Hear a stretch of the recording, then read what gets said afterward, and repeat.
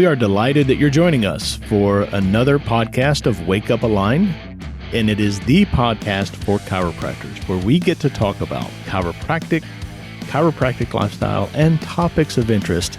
You can contact us through our email, and that is mailbag@amcfamily.com. Thank you so much for joining us for another episode of Wake Up Aligned. I am your host, Dr. Shannon McMurtry. It's always a pleasure to have you along with us. I have a very dear friend and a guest in studio with me today. It's Dr. Greg Miller. Greg, would you say hi to everybody? Greetings, all. It's a pleasure to be here. You would say greetings if I asked you to say hi, wouldn't you? Mm-hmm. I would. Yeah. And I did. Yeah. You keep me guessing. That's part of what I love about you.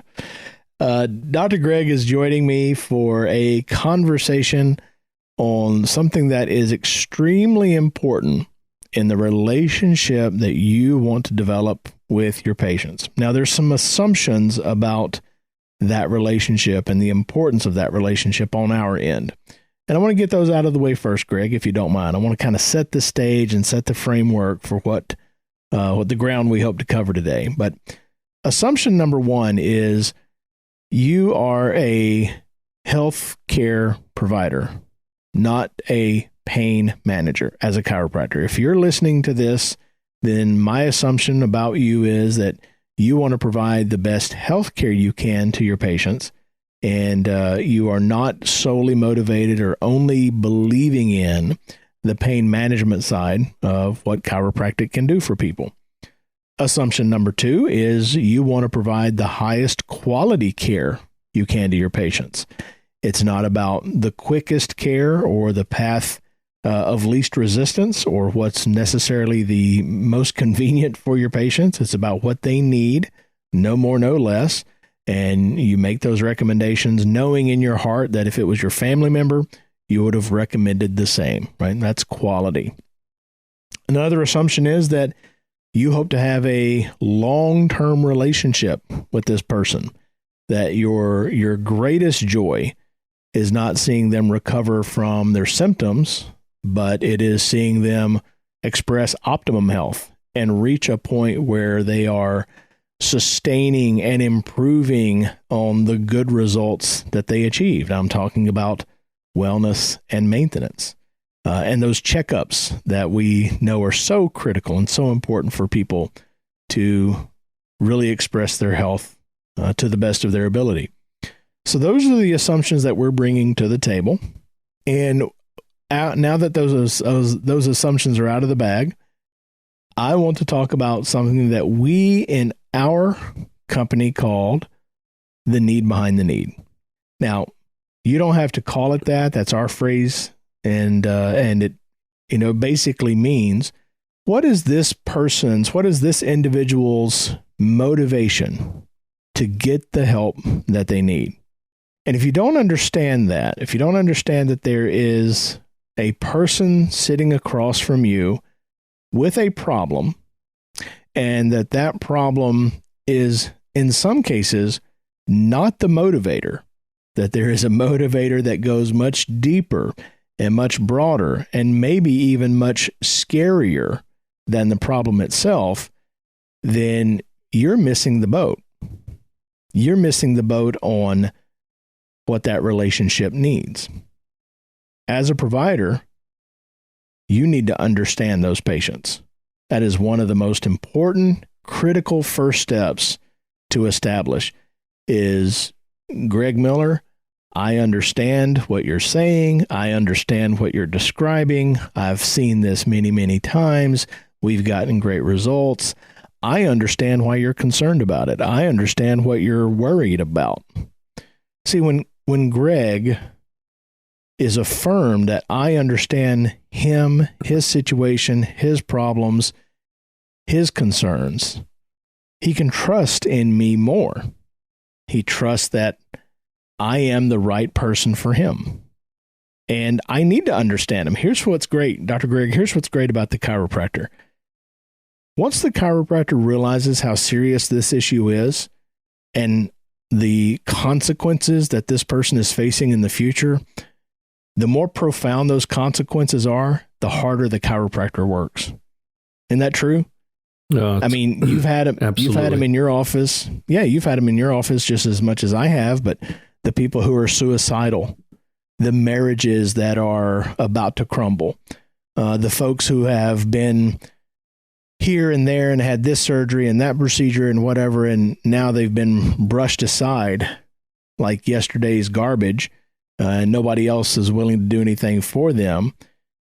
We bust our rear end for those people. It's super important. Yeah. We need to not go too far past that, because the thing that was in my innate mind as you was just sharing those things is that so many times our patients have been let down and so disappointed by the healthcare system that the fact that they're even in our office is probably an outstanding thing. Somebody has drugged them in there in many cases because they've spent so much money and they've had so many promises made, and here they sit with the same condition. Potentially it's even worse, and they've lost trust. They've lost hope is really the word. Absolutely. So we're talking about these qualities, these attributes that the patient is concerned about, and us as providers understanding what the patient is going through and what's happening. And now we're getting to that motivation for care. Listener, have you ever sat down with somebody that describes a problem that's been going off and on for years or decades, and now they're sitting in your office and they're saying, I'm looking for help? Has that ever made a bit of sense to anybody? Like, you've been dealing with this problem for 25 years, and yet now that it is September, you're looking for help. Mr. Patient, why are you doing that? What's the patient say? Well, I'm tired of hurting. All right, you've been doing this for 25 years and now you're tired? See, something isn't true in that. Something isn't right in that. And if you've ever had that experience, and you have that experience in the future with other patients, you're going to love what we cover today. We're covering the motivating factor for care, and that is always found in the future. The future of the problem, the future of the concern, the future of limitation. It's what this patient is imagining their future to be.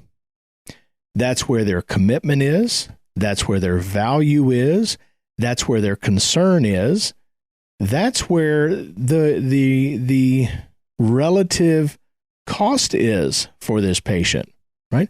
People are not getting $100,000 surgeries because they're having a nuisance problem today. They're getting $100,000 surgeries because they are scared to death of what their future holds.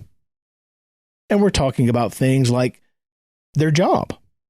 If someone cannot perform their job duties because of the problem that they're having today, and they're sitting in my office looking for help, they may never mention the job to me.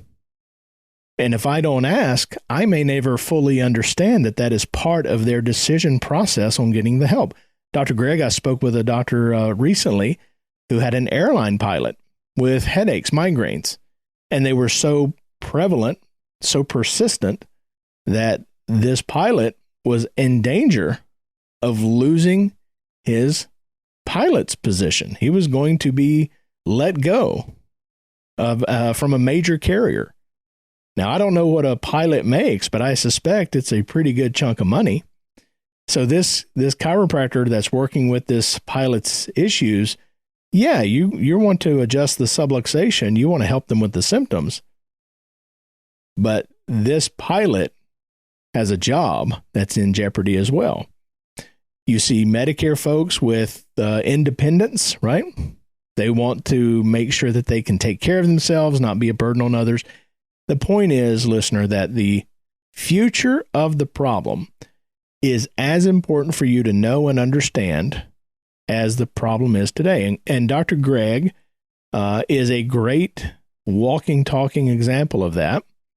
Dr. Greg, you had a unexpected collision with another person years ago, right? Mm-hmm. And that collision set you on a completely different path that you had been on previously. If you don't mind, walk our listeners through that event and what came of that.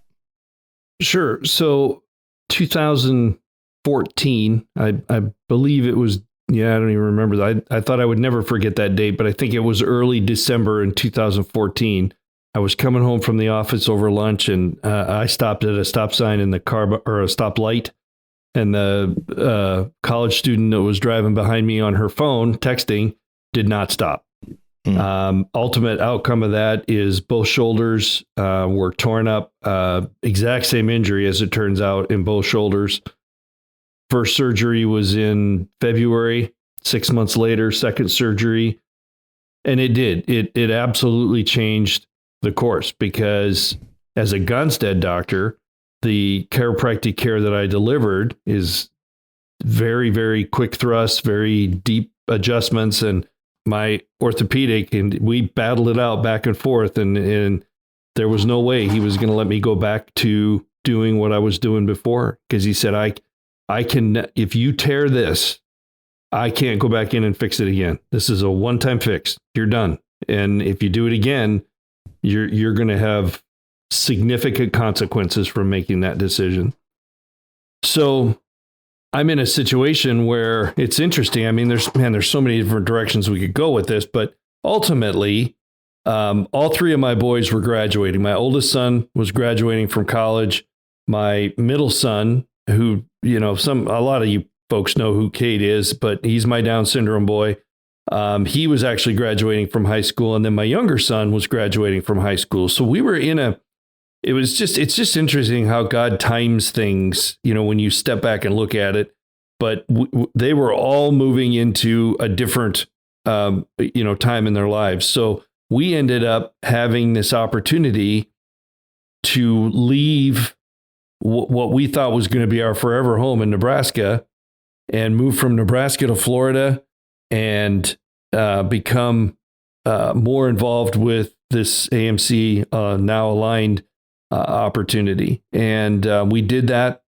Been here now for just about 7 full years. We've been here, which is crazy to think, but it's easy to talk about that and the mechanics of that, and ending up here and doing the mentoring thing, and now doing the referral thing, and all the different bits and pieces that I'm involved with to fill my day.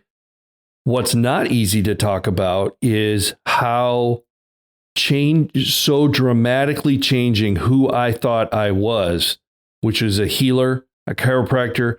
Man, McMurtry, I was good at it. I really was. You were. And I couldn't conceive of the thought that would go away from me, that I wouldn't be able to do that all day long like I used to, and love it. I was talking to a doc just earlier today about how much he would do chiropractic for free if he could, and how much my spirit was fed when I helped a patient work through a health situation, or when I picked up on something that other medical providers didn't, or when I'm having a conversation with somebody and I'm like, oh my gosh, this is exactly what we do. And we know we have had tremendous success with these migraine headaches, and just all of those things, the rug was just pulled out from under you because I wasn't doing that anymore. Right. So here you are, listeners. Let's go back in time with Dr. Greg. Here you are, you're driving your vehicle, your truck that particular day. Your identity is, I'm a chiropractor, I'm a healer, I'm good at it. You're not worried or concerned about your future in your business, your future in your clinic. You are steadfast in what you do. You're steadfast in who you are. You have, in that time, in that moment, you have certainty, as much as you can have in this thing called life. You have certainty in your career and what you're going to be doing basically for the rest of your life, as long as you're physically able, correct? I absolutely did. Oh, all right. The thought never crossed my mind that I wouldn't be right there in Kearney, Nebraska, serving as a chiropractor until I retired, whatever that looked like. So the accident happens, boom, microsecond. Don't know if you had pain or not. Sometimes people, the adrenaline is pumping right then, so they don't even feel bad in the moment. As soon as you collected your wits about you after the accident, were you in a lot of pain? Do you remember a lot of pain in your shoulders? I've talked about this to my wife before. I said, I just immediately went into doctor mode, and I went back to find out if the gal that hit me was okay. I didn't even think about myself. I never stopped for a second to think. I didn't really have a lot of discomfort until later that night because I was trying to figure out if she was okay.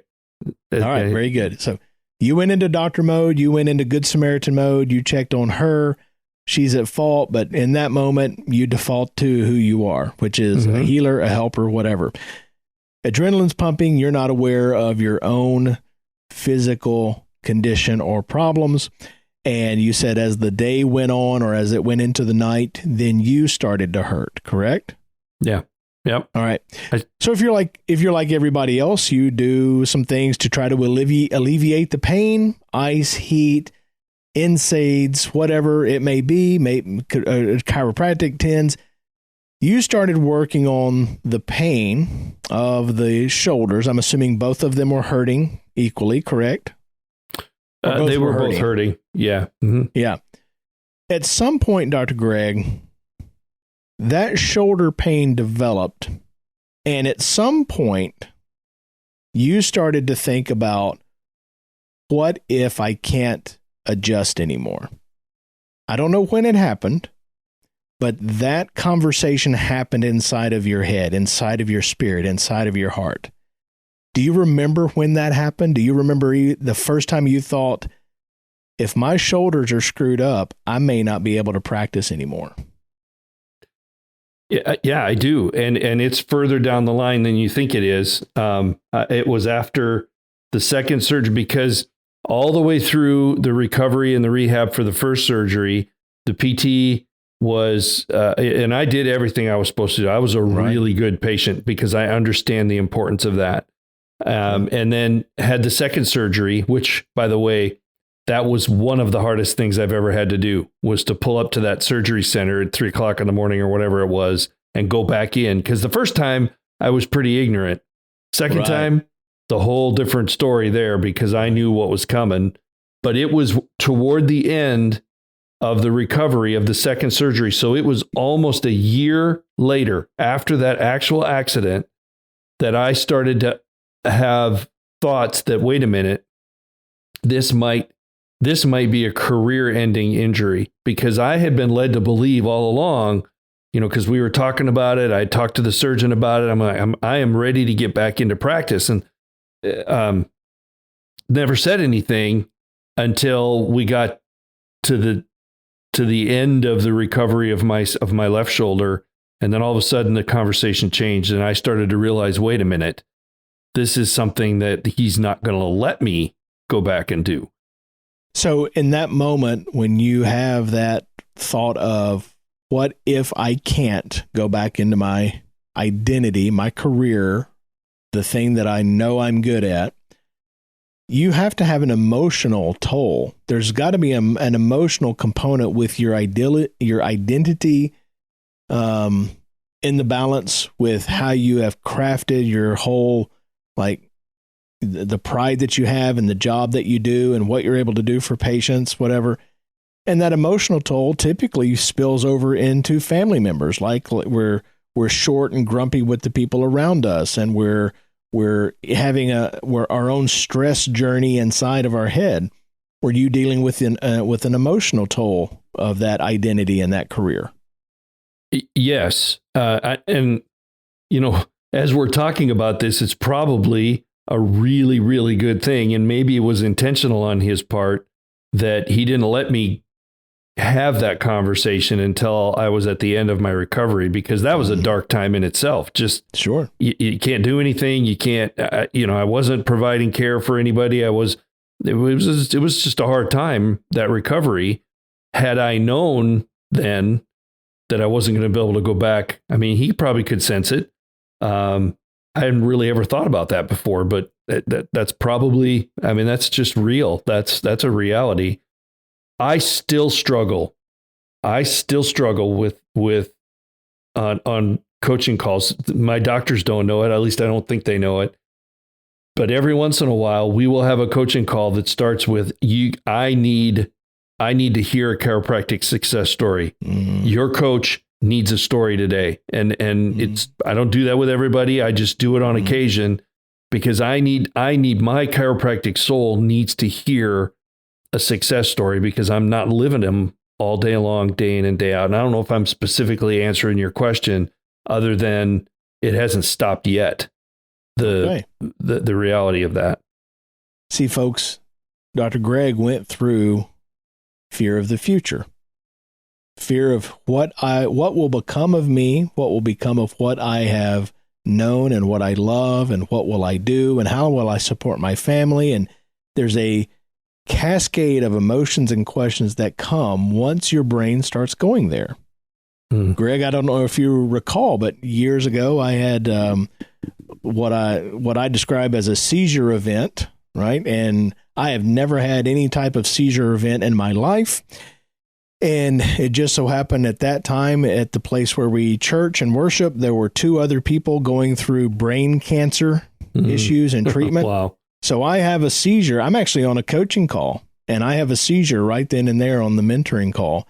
And from the day that I saw the doctor to the day that I got the MRI, which was 2 weeks later, I have never been more anxious in my life than those 2 weeks. And I remember actually blowing up at my wife, who asked a very simple question about the MRI or something just every day. And I'm like, I am freaking out over here because I am trying to talk to myself every day that I don't have brain cancer, and I'm scared to death, right?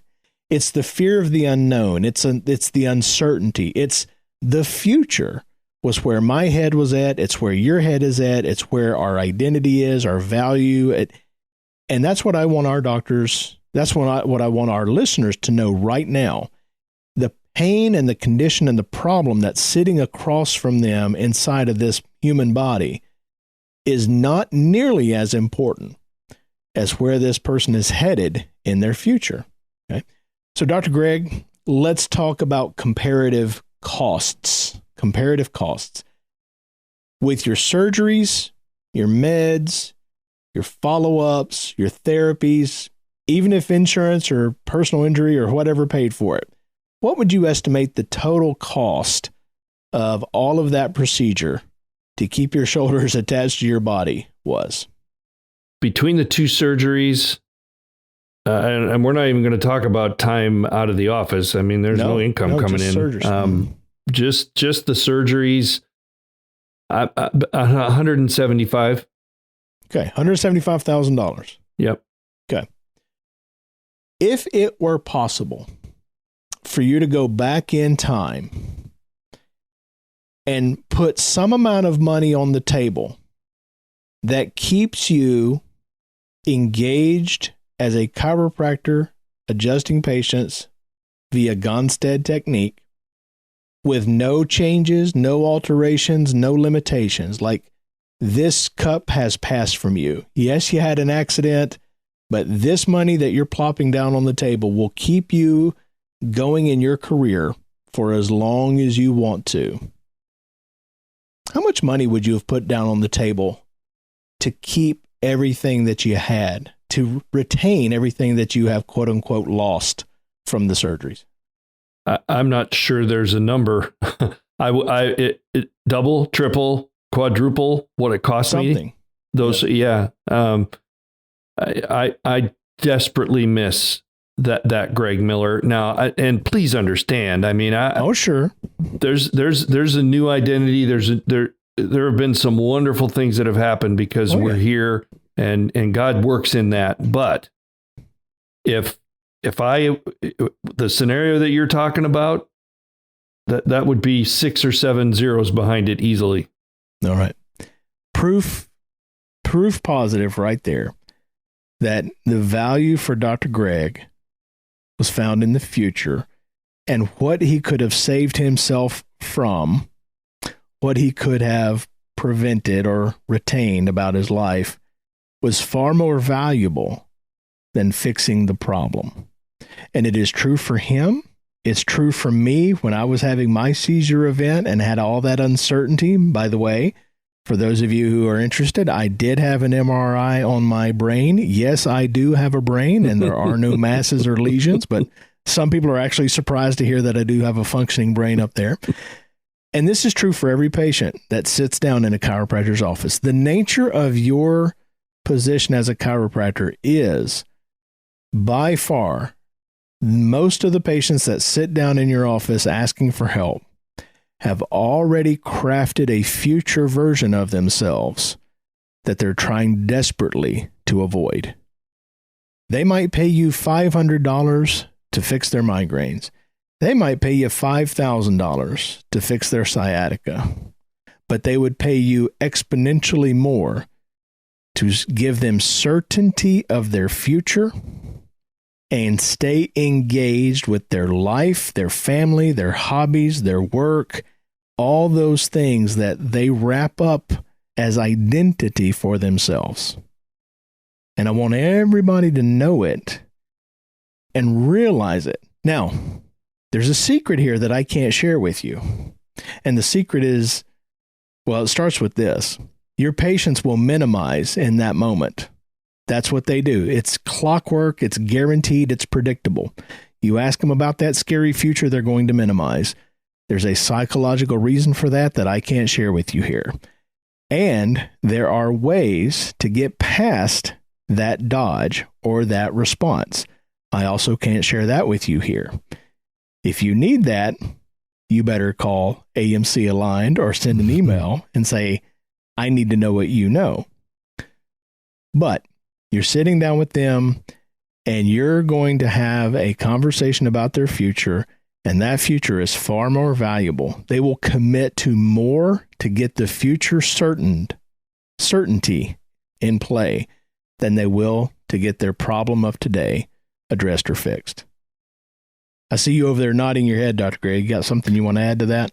I don't really want to add. I just want to affirm. I mean, you are absolutely on target. And I just think about the mentoring calls that I've had over the years. And I agree with you. I think that the reality of the need behind the need is becoming less and less evident. And this is a conversation that has needed to happen. And I hope that the doctors that are listening are truly listening, because that need behind the need, that moment that your patient actually truly trusts you with their future is invaluable. And because they develop that trust, now you, as the chiropractor, you get the opportunity to do the quality care, the thorough care, the health care, the maintenance and wellness care. All the things that you're chasing and wanting come because you understood where your patients were and where their concerns were, and you offered them hope to get that future that's in jeopardy under control and give them certainty. So I hope that this was a good message for you. I'm going to sign off here in just a moment. Dr. Greg, any final thoughts on your side? It's not hard to do. It is not a difficult thing to take the patient down the path of understanding what their need behind the need is. Do not talk yourself into the fact that it's too difficult to do. I'm not going to do this part because it's too important. Your patient has an expectation of you to do exactly that. Don't let them down. Amen. And if you don't understand them, there's no way you can help them fully. Yeah. Folks, I sure do appreciate your attention today. I hope that this has been a eye-opening podcast for you. If we can be of service to you, we are here. We are available at all times, and you can find us in many avenues: phone call, email, website. You just reach out. We'll do the rest. Until next time, this is Dr. Shannon McMurtry and Dr. Greg Miller saying God bless, and we'll see you the next podcast. Follow our show. You can share it with friends, of course, and we'd love for you to contact us at mailbag@amcfamily.com. In addition, you're always invited to attend or join us at a summit. Of course, registration is required. And we would love for you to check out the loads of free content we provide to social media every single week. Until next time.